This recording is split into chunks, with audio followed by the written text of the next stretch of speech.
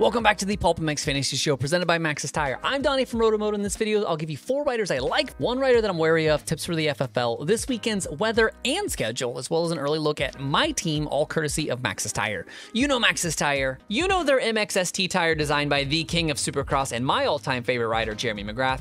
It is the newest and most advanced tire on the Maxxis MX lineup, featuring an all-new tread pattern, compound, and composition to provide the stability, predictability, and traction that the upper tiers of motocross demand. Available at your local retailer and also at motosport.com. A quick refresher of the SMX format. 20 riders automatically qualify for all 3 races, with 10 additional riders racing an LCQ for the remaining gates each weekend. Despite the auto qualification, Daxton Bennick and Joey Savacci will not be lining up, so the 250 LCQ will take 4 riders to the main instead of 2 like the 450 class, which will see the return of Jet Lawrence, Cooper Webb, and Justin Barcia, who are all recovering from their own injuries. Looking at your picks this weekend, kicking off the 250 All-Star with the do not pick of the week, and that is Joe Shimoda.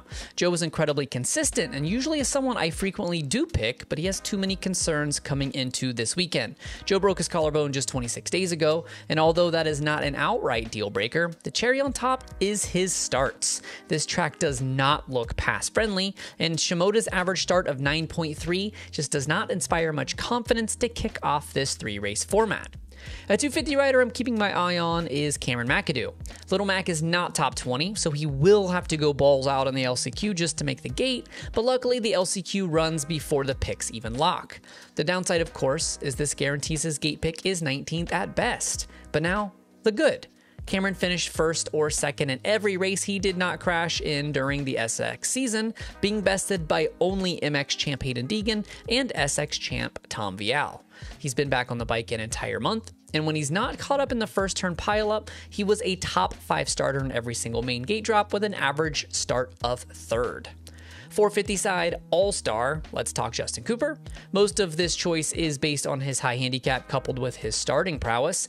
Cooper was top 6 in 1/3 of SX gate drops and 18 of 22 motos. He is one of the only guys coming in with no health concerns, no title expectations, and no drama. Did I mention he's the only rider to line up all 28 weekends and have 0 DNFs? Another 450 guy I like is, again, a great starter, and that's Filthy Phil Nicoletti. The PulpMX Yamaha rider looks to cap off his swan song with a good showing without having to go through the LCQ this year. Outdoors, Phil finished top 14 in 75% of motos on the 450 and was top 10 in both of the 250 showdown rounds in Supercross. Last year, Phil was 13th here in Charlotte before finishing 8th and 9th in the other 2 SMX rounds, respectively. Your high handicap hero of the week is Canadian Cole Thompson. Team Solitaire's own needs to come out of the LCQ, which is not guaranteed, but the 250s taking 4 makes it doable, and he has huge value at an 11. Cole made both East-West showdowns this year, finishing 17th and 15th respectively. It's been a while since we've seen the Canadian race outdoors in the States, but going back to 2012, he clocked back-to-back 7th and 8th place overalls in the 450 class, so I think he'll do just fine on a hybrid track. Moving on to the FFLs, Kitchen, Deegs, and Vial are the favorites, and you get 2 chances to get it right. Given the split start, I would take which of these 3 gets the first gate pick, since there are only 11 gates on each side, and I imagine riders are going to want to be on their preferred turn side. 450s, it is hard to argue against Jet, even with his time off. Jet has 9 FFLs and only 32 tries, while Hunter and Chase have less, and they had 42 and 44 tries respectively. Warm day in Charlotte with plenty of cloud cover, so no weather concerns at all for the 2-moto format. Race day live kicks off at a very early 9:30 a.m. Eastern, 6:30 Pacific for 2.5 hours of qualifying coverage. Qualifying cheat sheets will drop at 2 p.m. Eastern, with the pre-show going live on Peacock at 2:30 p.m., with picks locking at 3 p.m. Eastern, noon Pacific, and gates dropping shortly after that.